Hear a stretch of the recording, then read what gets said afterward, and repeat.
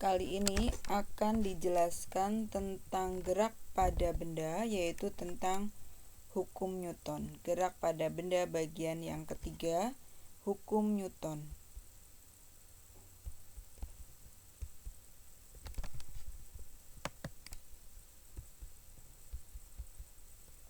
Tujuan pembelajaran atau indikatornya yang pertama, menganalisis penerapan hukum Newton dalam kehidupan sehari-hari. 2. Menghitung berat benda dengan menggunakan persamaan hukum 2 Newton. 3. Menganalisis penerapan hukum 3 Newton pada atlet lompat tinggi. 4. Menganalisis hubungan antara gaya dan massa dengan percepatan benda bergerak. 4. Menyelidiki sifat kelembaman suatu benda. Dan kelima, melakukan percobaan hukum Newton.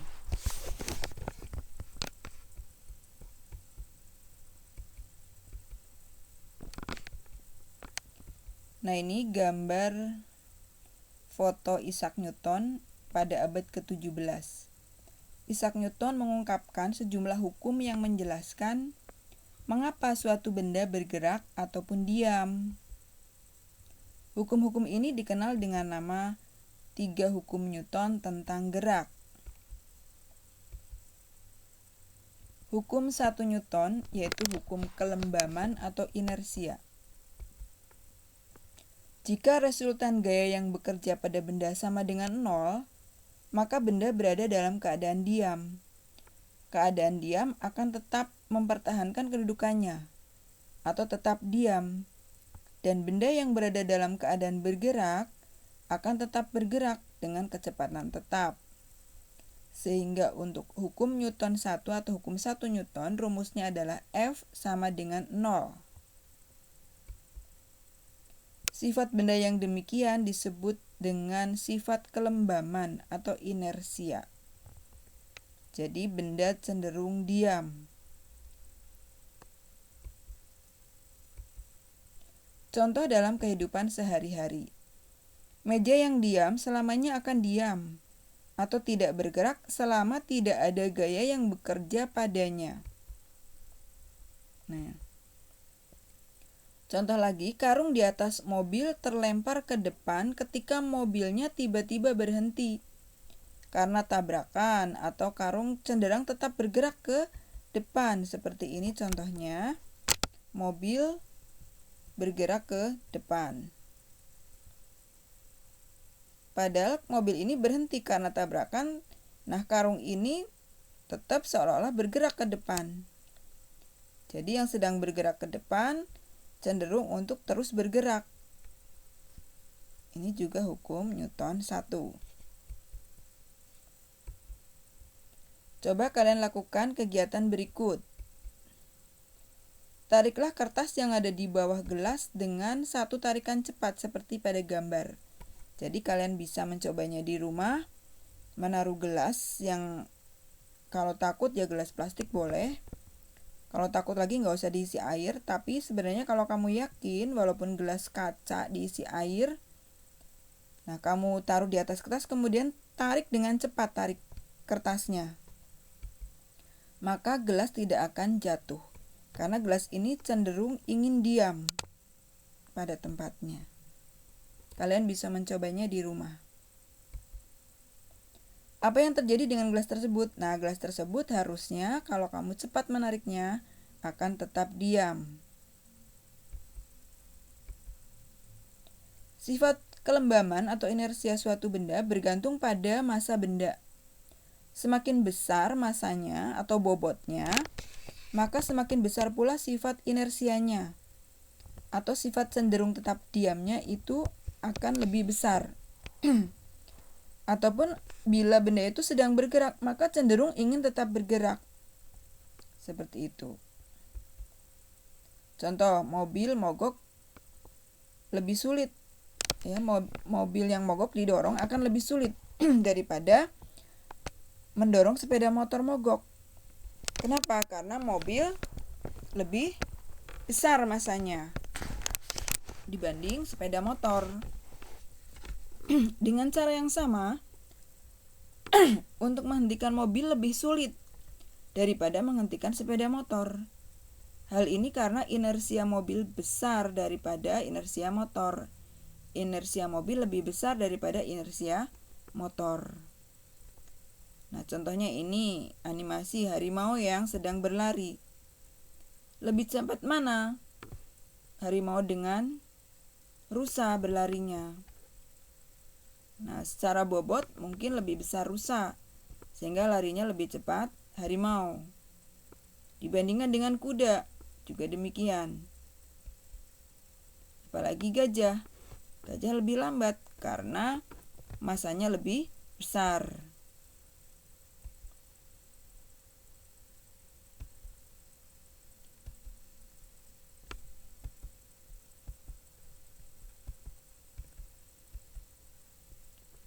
Nah, percepatan benda sebanding dengan besarnya lesutan gaya yang bekerja pada benda tersebut, dan berbanding terbalik dengan massa benda. Artinya, semakin besar gaya yang diberikan pada benda, maka percepatannya semakin besar. Tetapi semakin kecil massa benda, percepatannya juga semakin kecil. Hukum 2 Newton dirumuskan sebagai berikut. Ini hukum 2 Newton. Ini judulnya hilang. Harusnya judulnya hukum 2 Newton. Nah, yang bunyinya begini. Percepatan benda sebanding dengan besarnya resultan gaya yang bekerja pada benda tersebut dan berbanding terbalik dengan massa benda. Jadi semakin besar gaya yang diberikan pada benda, maka percepatannya semakin besar. Tetapi semakin besar massa benda, percepatannya semakin kecil. Nah, ini rumusnya. A sama dengan delta F dibagi M. Atau delta F sama dengan A kali M. Nah, untuk mempermudah mengubah rumus, biasanya bu guru mengajarkan kalian menggunakan rumus segitiga seperti ini. Jadi yang di atas sama dengan yang di bawah dikalikan A kali M. Nah, kalau A-nya yang di atas, A sama dengan F per M. Kalau ditanyakan A, maka A sama dengan F per M, delta F per M. Kalau yang ditanyakan M, maka sama dengan delta F per A. Seperti itu maksudnya. Keterangan A adalah percepatan benda, M per S kuadrat. F resultan gaya, satuannya Newton, dan M massa benda, satuannya kilogram. Contoh soal hukum Newton 2. Gaya 10 Newton pada sebuah benda menyebabkan benda tersebut bergerak dengan kecepatan tertentu. Jika massa benda 2 kg, hitung percepatan benda tersebut. Diketahui, F-nya 10 Newton, M-nya 2 kg. Ditanyakan A, percepatannya berapa? Jawab, A sama dengan delta F dibagi M. A sama dengan 10 Newton dibagi 2 kg. Jadi A-nya adalah 5 Newton per kilogram atau 5 meter per sekon kuadrat. Contoh 2. Sebuah mobil bermassa 2 ton atau 2000 kg. Berkurang kecepatannya karena gaya pengereman sebesar 500 Newton.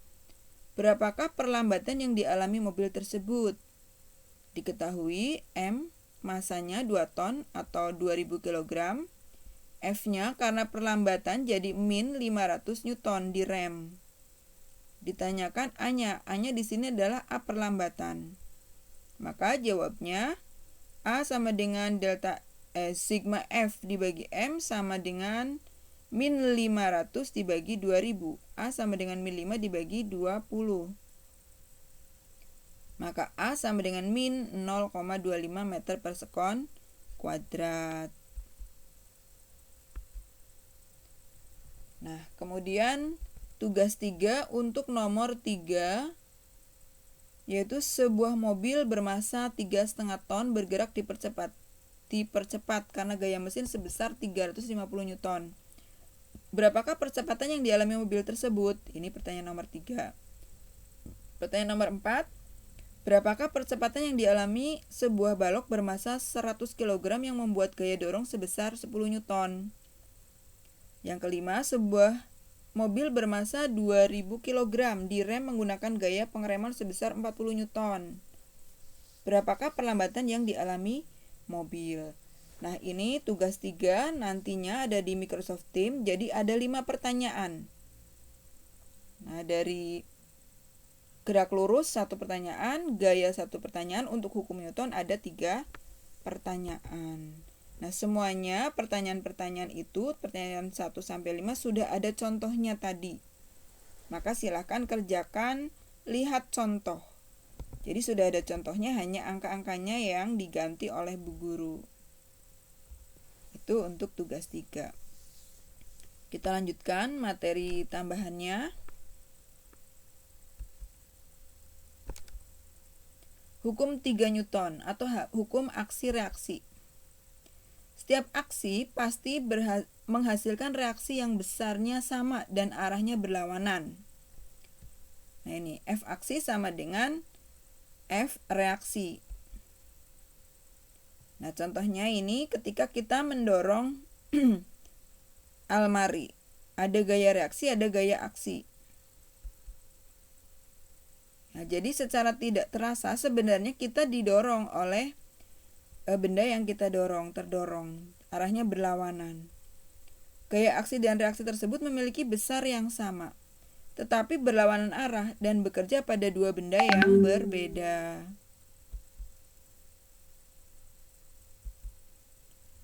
Beberapa gaya pada hukum 3 Newton. Yang pertama ada gaya normal. Nah, ini gambarnya gaya normal. Seperti ini, di mana sebuah benda yang diletakkan di atas meja memiliki resultan gaya sama dengan 0. Nih.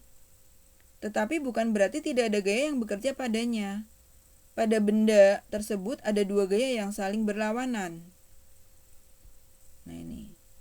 Gaya ke atas dan gaya ke bawah. Ke bawah itu gaya berat ya, ke atas gaya Newton ini. Gaya yang diberikan meja terhadap benda dengan gaya tegak lurus permukaan disebut gaya normal. B. Gaya tegangan tali. Nah, ini contohnya gaya tegangan tali. Sebuah bola yang digantungkan melalui sebuah tali menimbulkan adanya gaya tegangan pada tali yang disebut gaya tegangan tali. Jadi gaya tarik yang dibebani oleh benda ini menimbulkan gaya tegangan tali. Contoh hukum 3 Newton dalam kehidupan sehari-hari. Yang pertama, sirip ikan mendorong air. Nah, berarti air itu sebenarnya juga mendorong sirip ikan. Besarnya sama atau sama besar, sehingga ikan bisa bergerak berenang. Nah, ini karena ada saling dorong. Ikan mendorong air, air mendorong sirip ikan, sehingga ikan bergerak. Ini dalam kehidupan sehari-hari. Yang kedua, contohnya sayap burung mendorong udara ke bawah.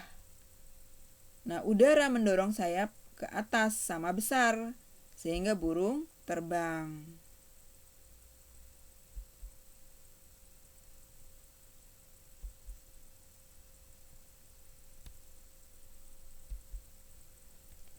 Nah, ini materi tambahan berat dan massa benda. Nah, jadi kalian harus bisa membedakan berat dan massa benda, karena biasanya kita salah kaprah ya. Berat dengan massa itu berbeda, tidak sama. Bagaimana perbedaannya? Kita lihat. Berat benda adalah bobot yang dimiliki suatu benda dikali gravitasi. Sedangkan massa benda adalah bobot yang dimiliki suatu benda tanpa pengaruh gravitasi. Jika benda dijatuhkan di tempat yang tidak mempunyai gaya gesek dengan udara, benda akan mengalami penambahan kecepatan sebesar 9,8 meter per sekon tiap detik. Dengan kata lain, benda mengalami percepatan gravitasi atau lambangnya G sebesar 9,8 meter per sekon kuadrat. Atau biasanya dibulatkan menjadi 10 meter per sekon kuadrat. Jadi gaya gravitasi itu 10 meter per sekon kuadrat. Gaya yang bekerja menarik benda jatuh ke bawah dinamakan gaya berat, lambangnya W. Nah, jadi kalau sudah ada pengaruh gravitasi, jatuh ke bawah itu kan karena ada gravitasi bumi, itulah baru disebut berat, gaya berat. Tapi kalau tanpa pengaruh gravitasi namanya massa. Jadi yang betul-betul dimiliki oleh benda tersebut tanpa pengaruh gravitasi. Jadi ketika kalian menimbang badan, menimbang gula pasir, nah itu ya betul-betul bobot yang dimiliki oleh badan kalian atau gula pasir tersebut sebesar misalnya 1 kilogram. Disebut massa, tapi biasanya kita menyebutnya berat. Itu sebenarnya salah.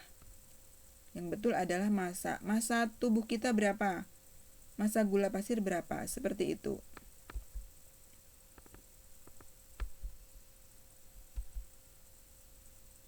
Gaya berat dirumuskan dengan W sama dengan M kali G. W itu adalah gaya berat, M massa, G gravitasi. Contoh soal, gula pasir masanya 2 kg. Berapa berat gula pasir tersebut? Nah, jawabnya diketahui M-nya 2 kg masanya. Gaya gravitasi 10 meter per sekon. Ditanyakan W-nya, beratnya berapa? Jawab, W sama dengan M kali G. Jadi W atau berat gula pasir 2 kali 10. 20 Newton, karena satuan berat itu Newton, bukan kilogram. Kilogram itu satuan massa.